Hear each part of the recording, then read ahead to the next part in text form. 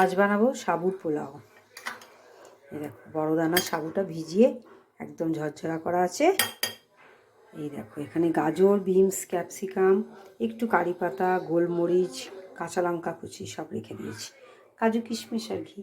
গ্যাসে বসিয়ে দিয়েছি কড়াইতে ঘি দিয়েছি, দিয়ে গোটা গরম মশলা ফোড়ন দিলাম,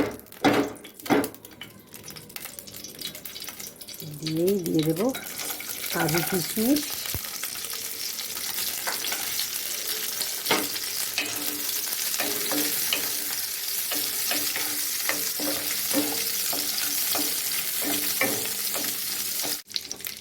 এবার দিলাম কটা কারি পাতা, গোলমরিচ,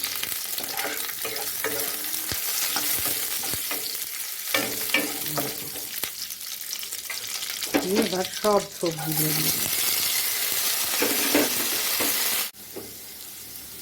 দিয়ে দিচ্ছি একটু সন্দক লবণ, দিয়ে নেড়ে ছেড়ে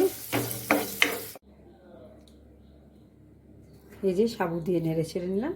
হয়ে গেল আমার সাবুর পোলাও।